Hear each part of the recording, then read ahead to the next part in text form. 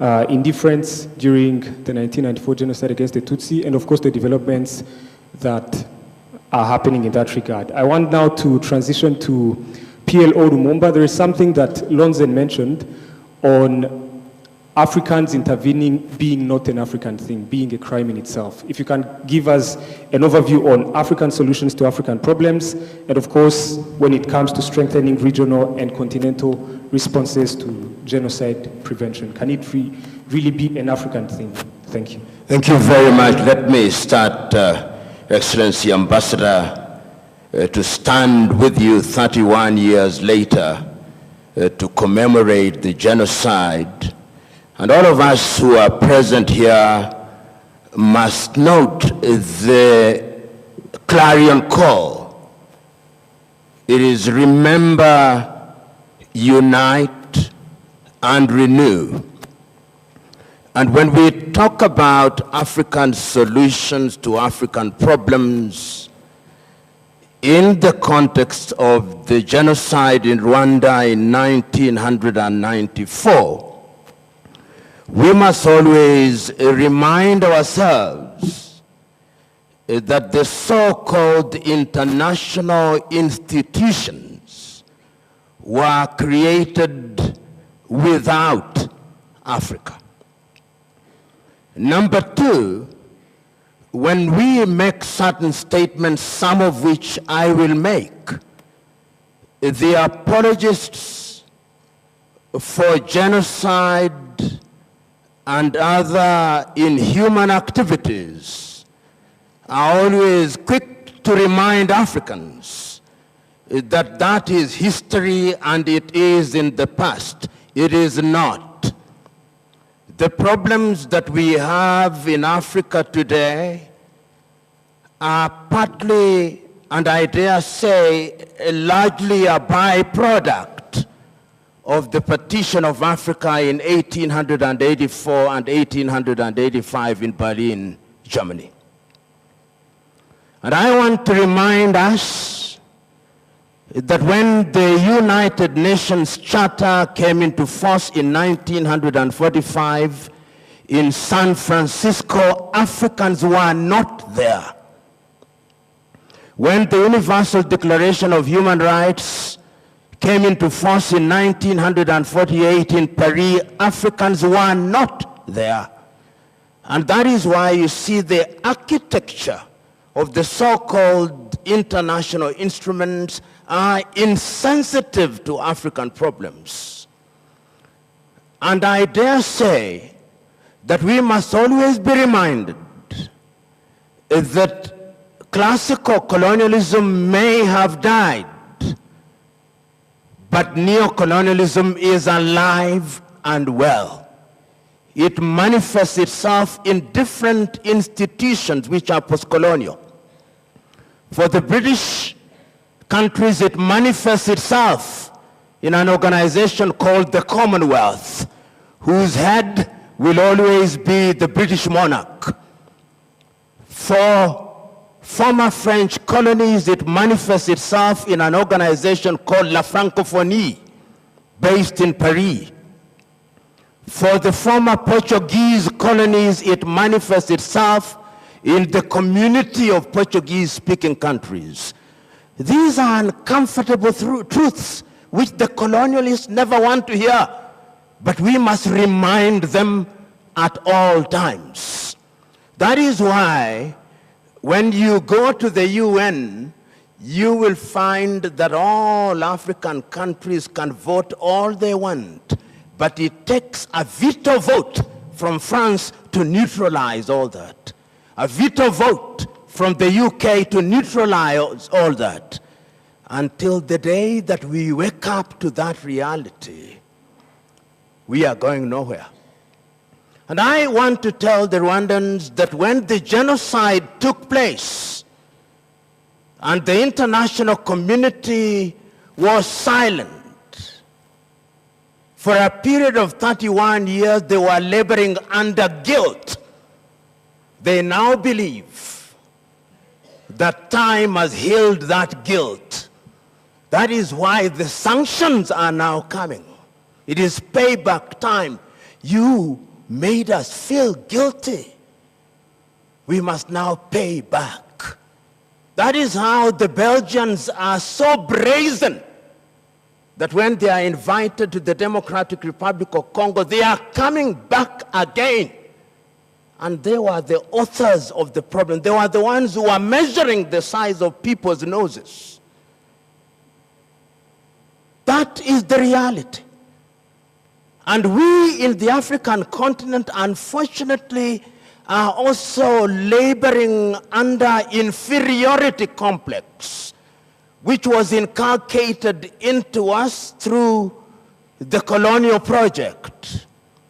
We are the only continent in the world that still refers to ourselves as Anglophone, to mean that we are English-speaking.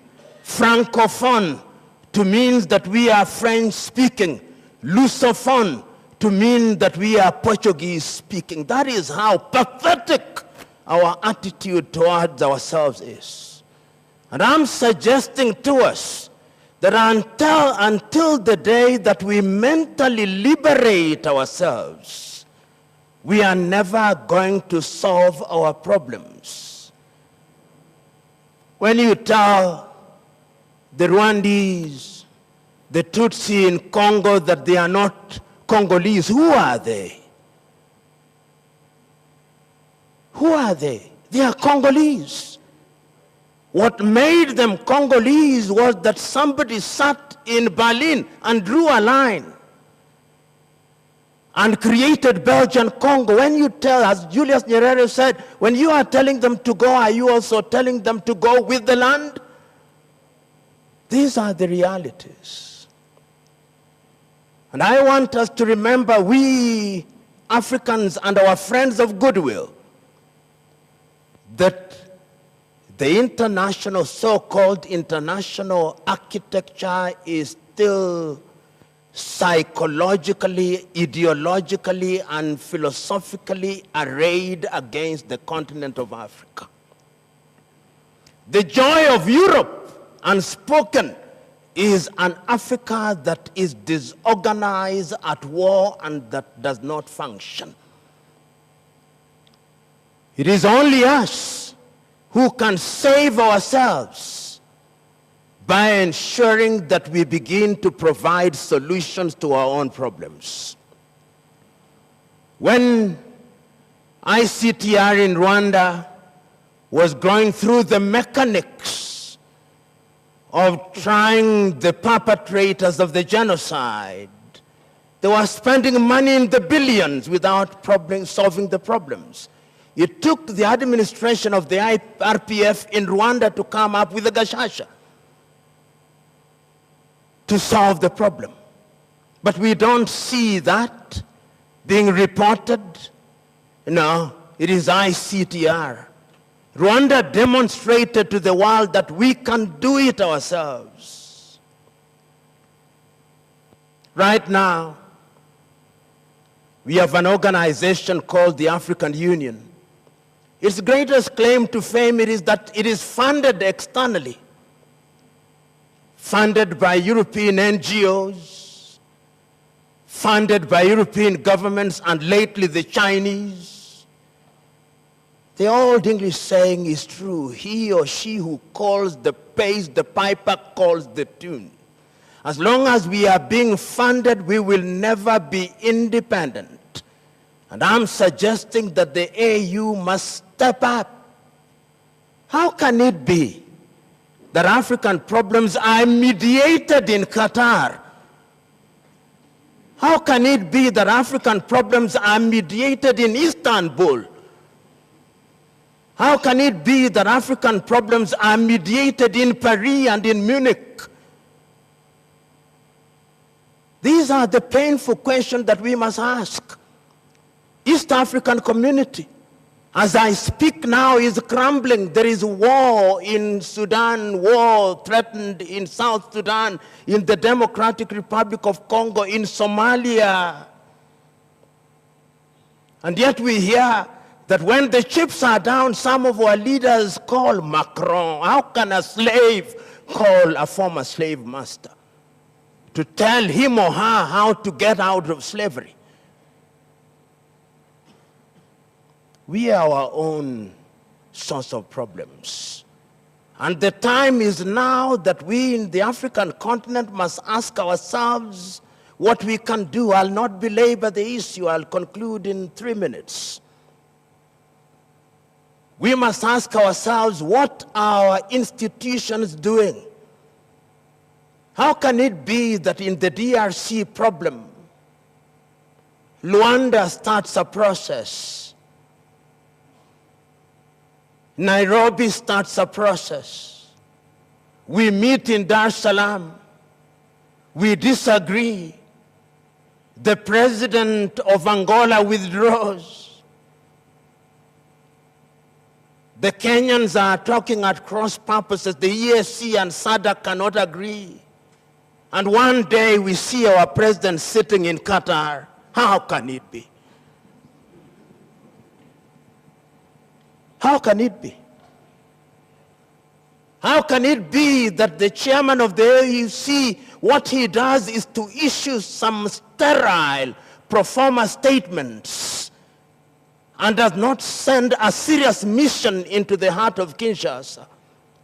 How can it be that nobody is condemning the invitation of Belgium, a former colonizer, to come and kill Africans again after King Leopold of the Belgians killed 15 million? How can it be? So, ladies and gentlemen, until the day that we of the African extraction remember that the interest of the conceptual West and other players too is to do what is in their best interest. Today, when you listen to any international media, whether it's Al Jazeera, Al Arabiya, CGTN, Sky TV, TV France, or the BBC or the CNN, DRC occupies less than 30 minutes, 30 seconds rather. Sometimes even when they are dealing with the weather, there is no weather in Africa. They don't talk about weather in Africa. If you don't define yourself, you'll be defined by others. So in conclusion, what am I suggesting? I'm suggesting that what was experienced in Rwanda should be a lesson to the entire continent of Africa. As we speak now, we know, and my good friend talked about those who are denying genocide. There are people, and I've been at forums where there are people talking about revisiting what happened in Rwanda with a view to concluding what they started. What are we doing about it? What are we doing as regional communities, EAC and SADC, to ensure that we fund our affairs? What are we doing about international justice? Why is it that the ICC does not see Europeans and Americans who have caused deaths in the Middle East, whatever the Middle East is? I've always wondered, why is it Middle East? There is no Northeast or Southeast. Who created it? But the truth is, ICC is created, and somebody has said it is for Africans. That is why you can have a warrant of arrest against anybody else. They'll not be arrested. It's against weak countries. At least Philippines falls in that category. Their former president is there. Can't we have an African body that is functional? There is one in Arusha, but is weak, and Morocco has just withdrawn from it. What are we doing about it? In the area of justice, we must go in the direction of solving our problems. Number 3, what are we doing to ensure that the next generation of Africans are taught about these things? Are we teaching about EAC, about SADC, about ECOWAS, about the Sahel, about the Horn and the Maghreb in our schools? What are we teaching about history in our schools? When we talk about genocide, what is the AU doing about it? Or is about meetings and conferences and workshops and symposia sponsored by European NGOs? Ladies and gentlemen, I'm telling you what you know. Wisdom requires that I do not belabor the issue. The concluding remark is that we Africans must now ensure that we begin to de-emphasize the Berlin boundaries. My good friend, the former foreign minister of Tanzania, Palamagambo Kabudi, at a conference told Tanzanians, tell me, in which African border do we not have the Maasai in Kenya and in Tanzania? Where do we not have the Wahaya in Tanzania and in Kenya?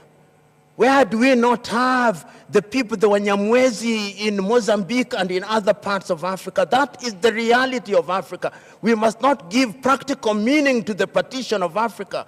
We must not give meaning to the British model of colonization, divide and rule. We must not give meaning to the French method of rule of assimilation. We must not give meaning to the Portuguese style of destroying our psyche and building the mulattoes to lord it over others.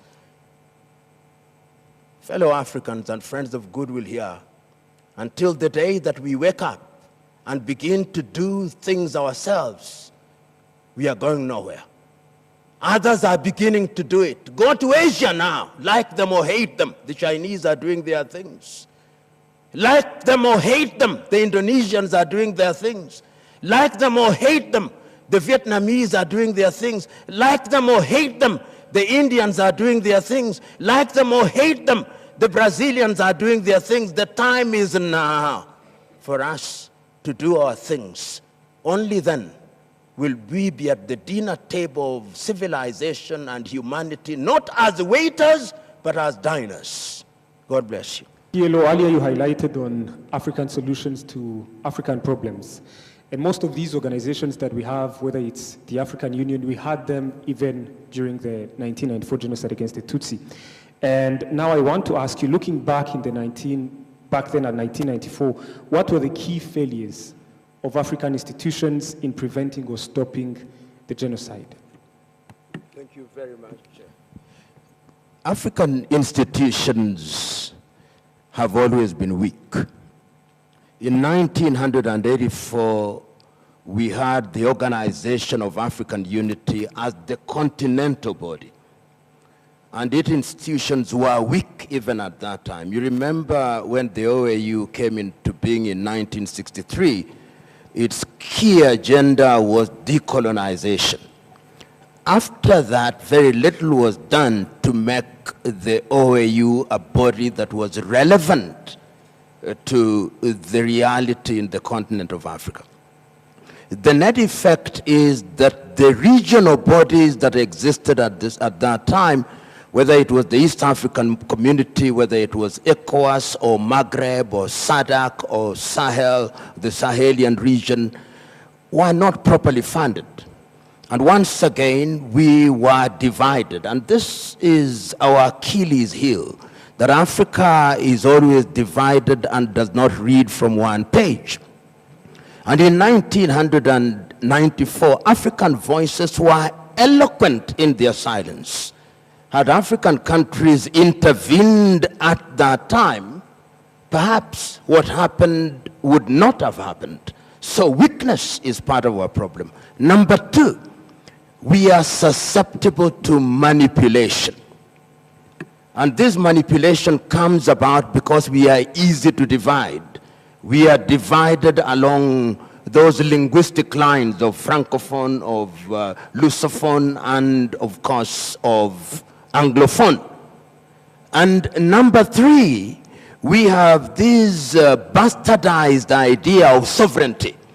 That because we are sovereign, what I think this is something that came about in the early years in 1963, 1964, about non-interference with the affairs of any nation. The very reason why we transited from the OAU from 1999, 2001, and 2002 in Durban, we thought that the African Union would be a different body. Unfortunately, the African Union has not demonstrated that is any different from the OAU in practice. So in a nutshell, what one sees is a continent that remains weak, a continent that remains divided. And if you doubt me, see what is happening in West Africa with the coup d'etats in Niger, in Mali, and in Burkina. We now have the ECOWAS being dismantled with a new Sahelian organization. See what is happening in South Africa with what has happened in Mozambique. See what is happening in East Africa and in the Sudan. See what is happening in the Maghreb. So until the day, and this is what I want to conclude with, at one meeting I said that African Union should only call 3 meetings with single agenda item each. Meeting number 1 to ask the question, what is wrong with us? Then we go home and reflect. Meeting number 2, what can we do about it? Then we go home and reflect. Meeting number 3, how will we do it and within what time? Then we go home and start implementing. The American government is currently rather schizophrenic, but in their schizophrenia, there is one thing that they have done which I like. To say that the organization called USAID will never give us money. Good. We have been enjoying manna for too long. In the short to medium term, we will suffer, but it will teach us. Because in Africa, we have no shortage of thieves. And these thieves take money from us and keep them in those very countries. If the thieves were to return even half of the money, we don't need USAID. We don't need GIZ. We don't need SIDA. We don't need NORAD. So we must, as I conclude, make the decision. And the younger people here must do it. I'm part of an organization currently, which is the African People's Union. We mean it to be a shadow organization that is going to tell the AU, stop issuing statements and attending workshops funded by NORAD. Do things. Where are you right now in the Democratic Republic of Congo? Where is EAC apart from holding virtual meetings? Right now, the SADC force has withdrawn. The Angolan president has withdrawn. The Belgians are coming. What are we saying, my brothers and sisters? So, that is the position. I conclude with this. There is an African American whom I believe the younger generation here will go and read about.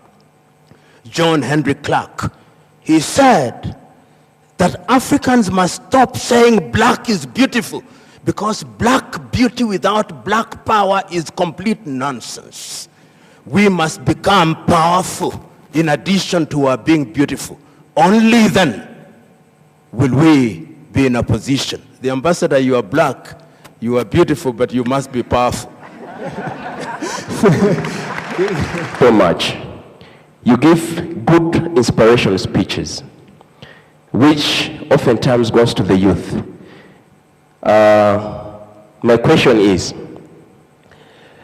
it still time for us to be thinking or remembering, or is it time for us to take an action? If it is so that we need to take an action, what is it that we must do, and not just to be listening to talks and everything? What is it that you can charge the youth with to take it as an action and a solution towards achieving whatever you preach? Thank you so much. Thank you very much. Thank you very much. I'll start with your question. If you truly follow me, you will know that we have a program called the Healers Program in 46 African countries, including Malawi. And we are telling young people, start from your village. That is where you start. You are not going to change the world by starting from the top. And you can see me after this to join that movement of young people. The fruits of the movement may not be seen in your lifetime. Just make your contribution. And I also want you to read a book written by Desmond PLO Tutu, There is No Future Without Forgiveness. I urge you to read it too. And Mpilo says, forgiveness is a tool for the strong, not for the weak. It takes great courage to forgive. Easier said than done. But if it is not difficult, it is not worth doing.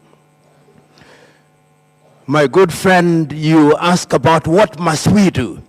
I believe this generation lives in the best of times, that even without, if it is a pain at all, of reading books, this can be converted into little jingles, which can be circulated through various media. And I believe if it touches the hearts of only a few, that is the contribution that you will make.